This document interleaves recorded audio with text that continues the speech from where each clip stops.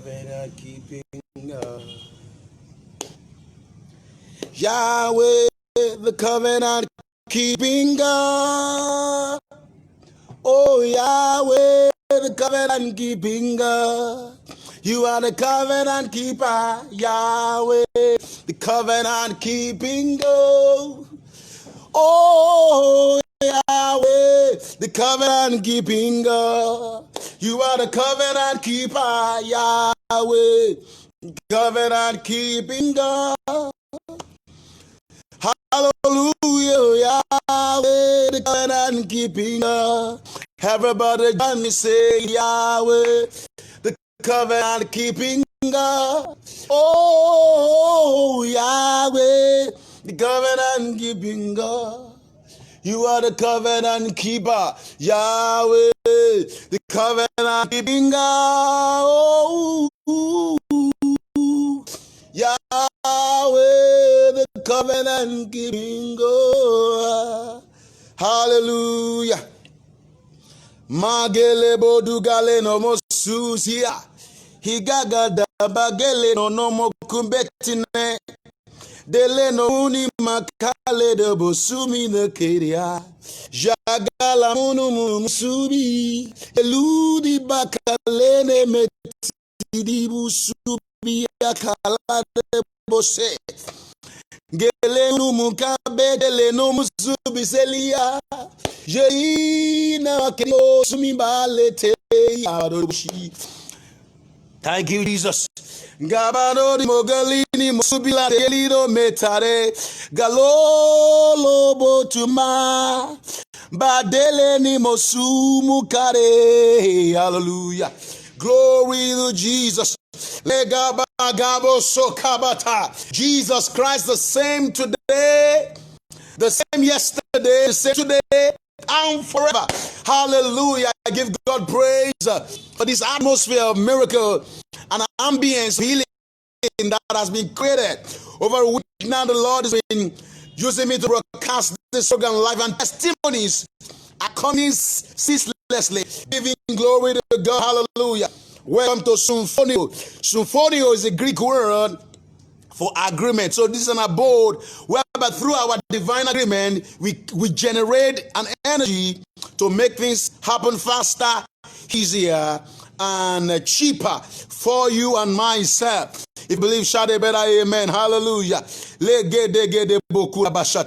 you can speak in the spirit, can you just speak with me for the next 30 seconds? Let's just declare, create an atmosphere and create a spiritual magnetic waves between me and you right now.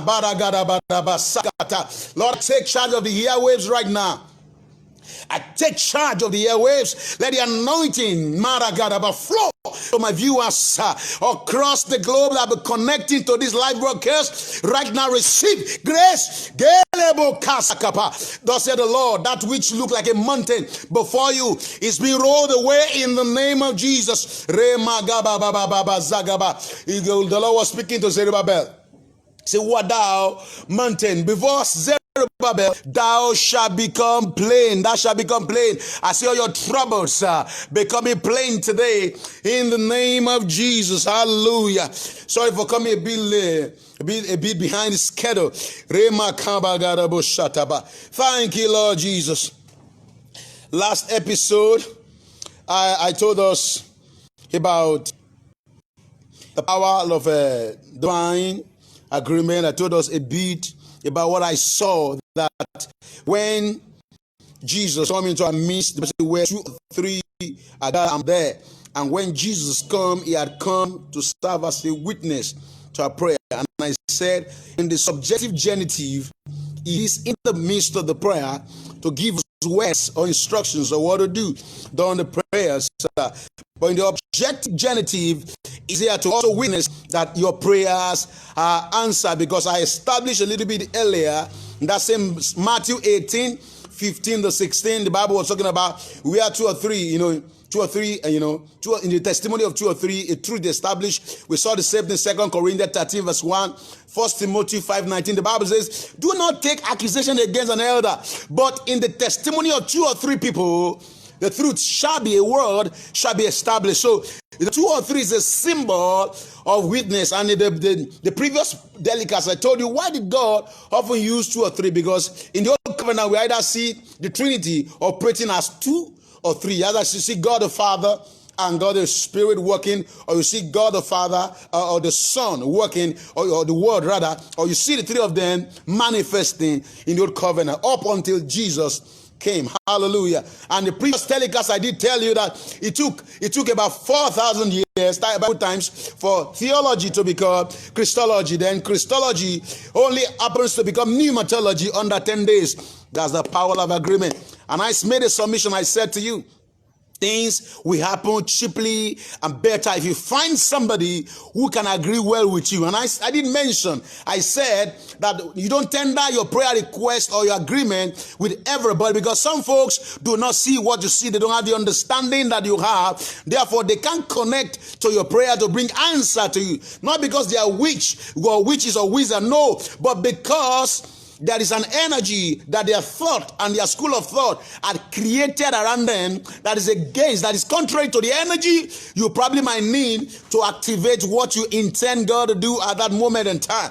That's why you don't share with everybody. You don't agree with everybody. If you don't have the same level of God's revelation or Jesus' revelation with you, they could all be Christians, but if they don't have the same revelation, remember, the word of God is line upon line, precept upon precept, a little here and a little there. That's what the Bible said about the word of God. So the precept they have might be different from the precept you have, and therefore when we come to the table of prayers, they don't see what you see, then you can see there will be trouble. There won't be answer prayer. Like what is happening in the pandemic across the world. Some believers, some pastors believe that the churches should not open. Now it's not, because based on their precept, their understanding. Now some other believe that when there is no weapon or virus formed against us, it can prosper. So you can see the divide in the church. It's a subject of revelation.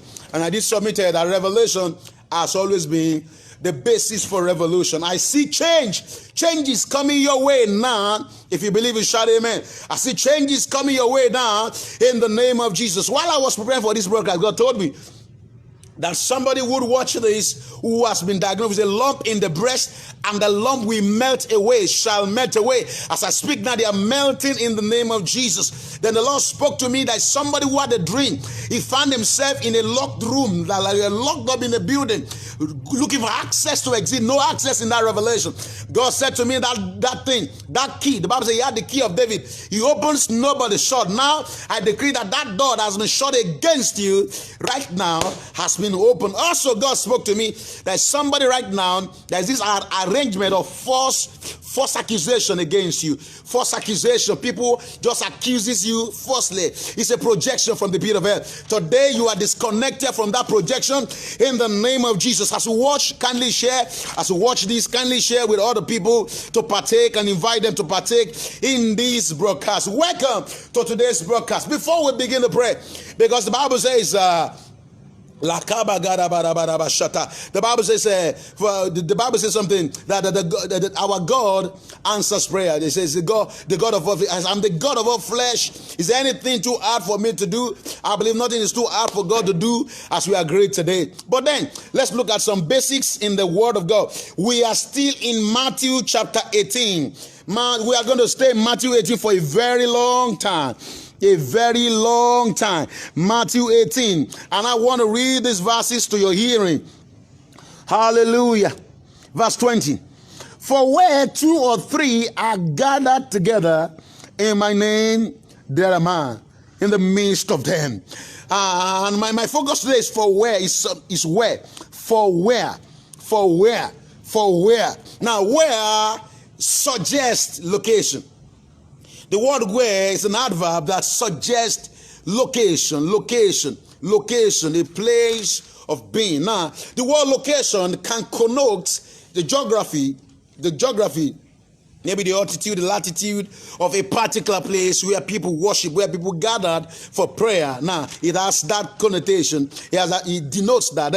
It also connotes A state of being, a state of being, a state of being. The word where here also connote a state of being. Not really has to do with geography, but demography, the association, relationship, or a place of operation, a level that a man exists. And if you go by the word of God for one of the principles to interpret the scriptures, it's a law. They call it law of first mention. The law of first mention. The law of first mention. The word where is first mentioned by God himself in the book of Genesis, chapter 3, verse 9. When God got in the garden and said, Adam, where are you? Adam, where are you? Now here, God understood the coordinates of the garden. He hadn't lost. He didn't lose the coordinates. He knew that he should be, and he got to the garden. But he was asking that man, where are you? What happened to Adam? Well, Adam had lost a state of being.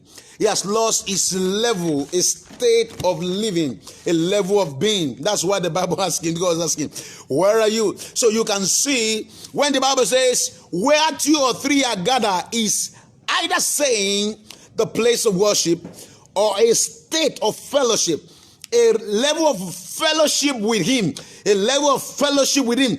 That means that, now, you must understand this. One, God in the old covenant stipulated places where prayers generate answer faster than the other.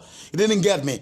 Now you discover from what we heard in the little Pentateuch and the rest of the theology thing we study in the Bible college, you were told that same spot where Abraham was requested to raise an altar was the same spot Solomon eventually brought the temple. Was this spot where the temple is even up to today? Now we're saying that there are points that God stipulate or set apart, or a place of encounter between God and man that now become consecrated for a place of worship. So that's exactly what we saw in the old covenant. For instance, you saw that.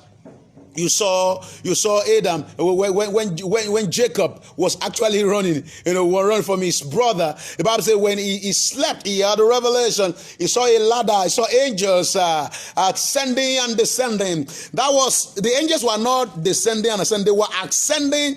And that means somebody somewhere had created an altar in that place before, because anyway, altar is created, angels, ministers at that altar. So, and the theory or the study showed us that was a point Abraham had once poured oil on the ground. So that become an altar. So we saw places that God have, by geography, are decimated for a place of prayer. So sometimes in life, your location where you pray also affect and aid the answers of prayer.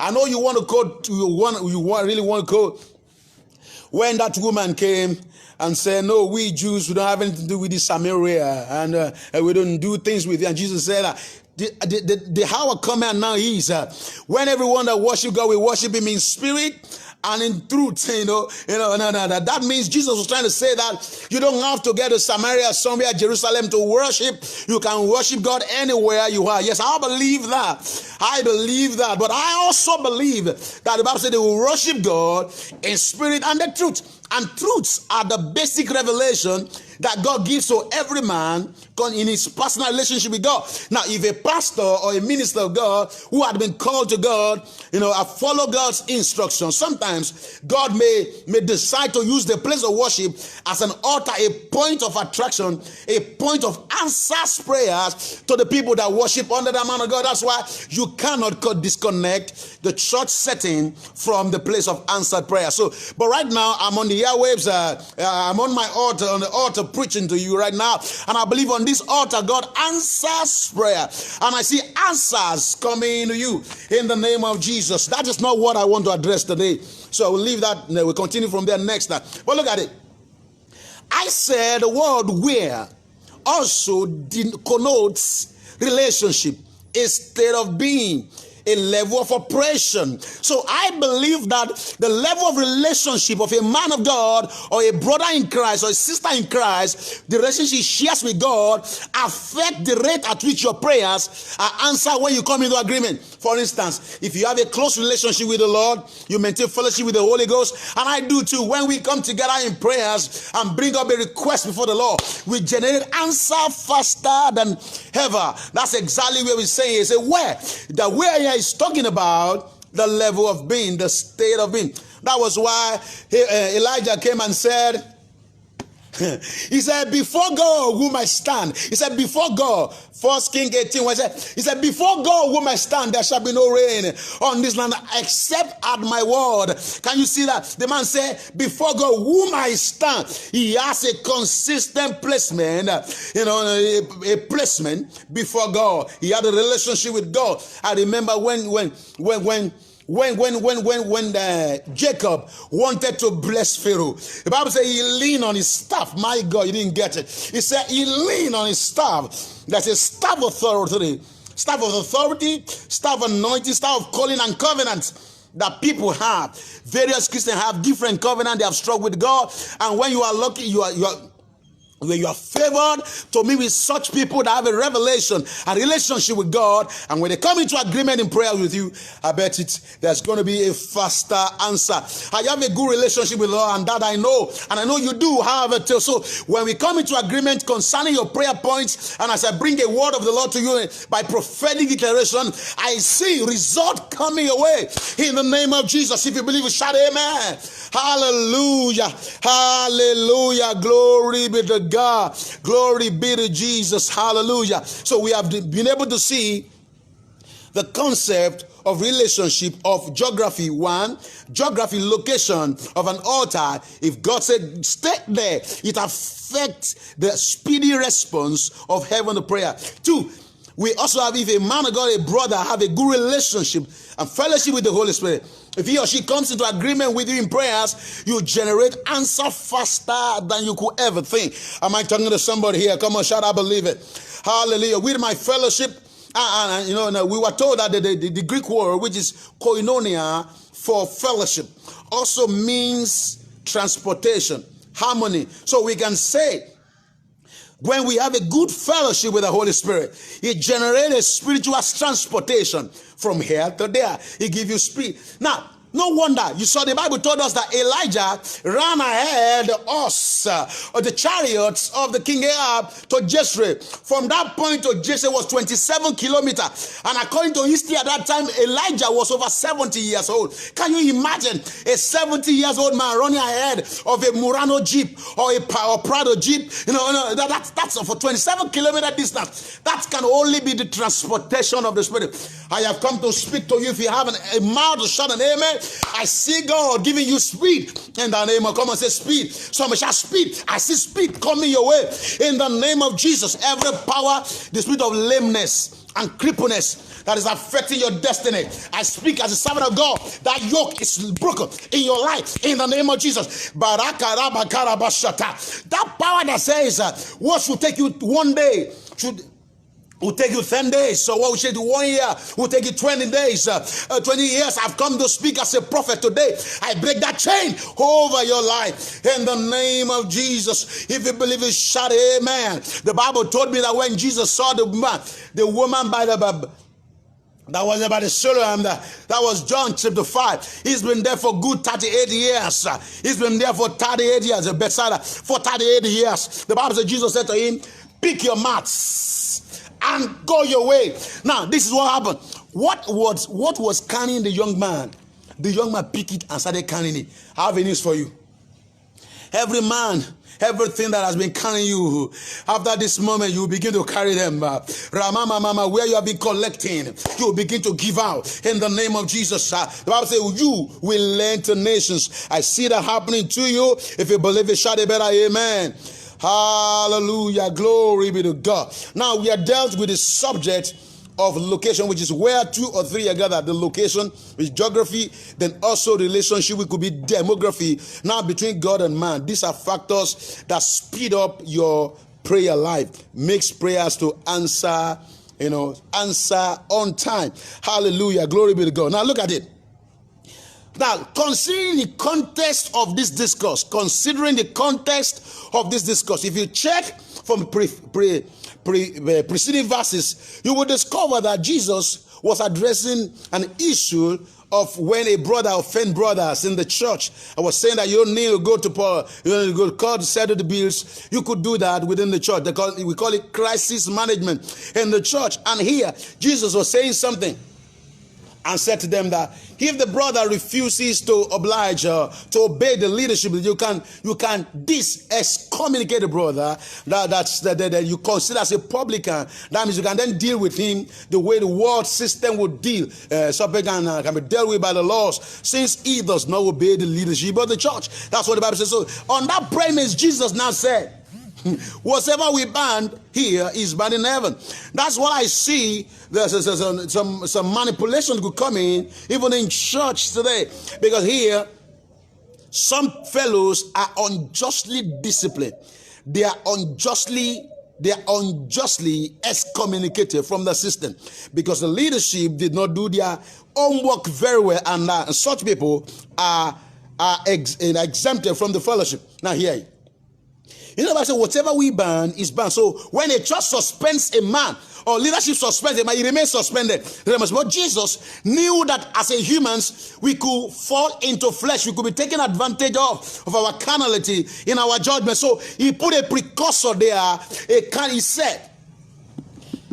He said, whatever we not forgive here is forgiven in heaven. Now, what Jesus was trying to teach us here is very, very simple. He's saying, they call it absolution. A theory of absolution. That is, even though a brother had been discommunicated from a fellowship because of an offense, if you repent, he can be brought back into the system of the fellowship of the sin. Now, I look at that scripture prophetically by one of the principles of biblical interpretation. They call it principle of double reference. I look at it prophetically. I'm saying some folks I am preaching to now. The devil is not your problem. The witches are not your problem. Probably the leadership of the church or leadership of some group of people you have submitted to that become, you have been marginalized. You have been, maybe the devil took advantage of yourself, of your weakness, so that the judgment was not properly, adjudged to you. And God is saying to me now, whatever fellowship you have lost in the realm of the spirit, you are being restored now. Can I get an amen there? God is saying to me, listen carefully. Wherever you have been wrongfully judged and you have been exempted for things and fellowship, you should enjoy. Because Jesus put that precursor and say, whatever we lose here can also be lost in heaven. We are coming to agreements on this level, and we are bringing your restoration in the mighty name of Jesus. If you believe it, shout a big amen. Hallelujah, hallelujah, hallelujah. Now we continue from this point next time, but let me make my point. Here, this is what the Lord is telling me He's going to do for you. Number one, every power that is witnessing against you shall be silenced. Say, I believe it. Powers witnessing against you shall be silenced. The Bible says every tongue that is risen against you in judgment shall be condemned. I see God condemning those tongues that are speaking against you right now in the name of Jesus. Wherever you are watching for, lift your hand and say, my Father, my Father. Say, every tongue that is speaking against my destiny, I silence that tongue in the name of Jesus. Every tongue speaking against my life, speaking against my prosperity, my blessing, my fellowship, my lifting, today we that in the name of Jesus. We that in the name of Jesus. We that in the name of, I see them. We do it right now in the mighty name of Jesus. That's my prayer, first prayer focus for you. As I stretch my hands and I agree with you by faith, the powers, the people, the forces that agreed against your life, today they are scattered in the name of Jesus. Say, I believe it. Say, I believe it. Lift us and let's worship the Lord. Let's give the Lord praise because God is doing something more. Rama kanta lege dege lege debo kotaba. Bretete boleko teba sata. The second thing the Lord wants me to do with you tonight, this afternoon, is to prophesy. He said to me, Son of man, can this bone live again? He said, prophesy. As he prophesied, the Bible said, bones came to bones, and sinews came, flesh came, and life came in them. I have come to speak to you. Everything that represents dry bones and dry valleys in your life, I command restoration in the name of Jesus. Every opportunity you have lost, all the hope that has become lost, today I see God bringing them back in the name of Jesus. The hope of Martha and Mary got lost because their brother left them. The name of their brother is Lazarus. The word Lazarus is from the Hebrew word Lazaro, which means helper. The word Lazarus has a root word called Lazaro, which means helper. The helper of these ladies had gone into grave, but Jesus showed up. And when Jesus showed up, their helper came out from the grave. I have come to speak to you today. I see your helpers coming out of the grave in the name of Jesus. Grave is a state of quietness. It's a state of silence. I don't know what has affected your relationship with your prospective benefactors and your helpers. Today, whatever went wrong between you is corrected in the name of Jesus. Mark my word. Under 24 hours, I see you receiving phone calls. They have left you. They don't want to go through your way today anymore. But the Lord said to me, after the service, they'll be the one calling you. The Bible says, surely goodness and mercy shall follow us all the days of our life. That means you are not the one running after them. They are the one coming after you. I see helpers coming after you. If you believe, shout it better, amen. Jesus spoke to Lazarus. I said, Lazarus, come forth. The Bible says, he that was dead came forth. A power pulled him out of the grave. I see the power that tied you or your helpers in the grave. Loosen you. You are coming forth to shine in the name of Jesus. If you believe it, shout amen. Hallelujah. Thank you, Jesus. Waymaker. Rama. Waymaker. Miracle worker, promise keeper, light in the darkness, my God, that is who you are. Waymaker, miracle worker, promise keeper, light in the darkness, my God, that is who you are. Yeah. Waymaker, miracle worker, promise keeper, light in the darkness, my God, that is who you are. Rema mama kabaradaba rekete rente rende rebo rema mama rege. Thank you, Jesus. Thank you, Jesus. Your testimony is here. I would like you to inbox me and share your testimony with me because I know miracles are happening in your life. It's your turn to shine in the mighty name of Jesus. Finally, before I leave this stage, I have a word for you. Karabashata. Everything that is dead around you, they are coming back to life. In the name of Jesus, your relationship with God that has been affected, I see life of God coming back to you. And those prayers you pray in the videos, the study of the word of God, the evangelism, things that interested you before, and now you have just lost interest. I see grace coming over you, and those things you are doing before, see grace to do them again. Your candle is lit in the name of Jesus, and things are changing for you and your family. Hear the voice of the Lord, the burden that on your heart, and say, Lord, shame is coming. Oh Lord, reproach is coming. God said that reproach will not come. That shame will not come because he has turned that shame to fame in your life. And that reproach, for that reproach, God is giving you a new approach to attack it. And I see you coming out of it in the name of Jesus. Glory be to God. Begin to celebrate God. Father, we thank you for the broadcast this afternoon. Be glorified. Blessed be the name of the Lord. When I see you next time, we shall smile for testimony. Thank you for being part of the broadcast today. I see you again. God bless you. In Jesus' mighty name. Amen.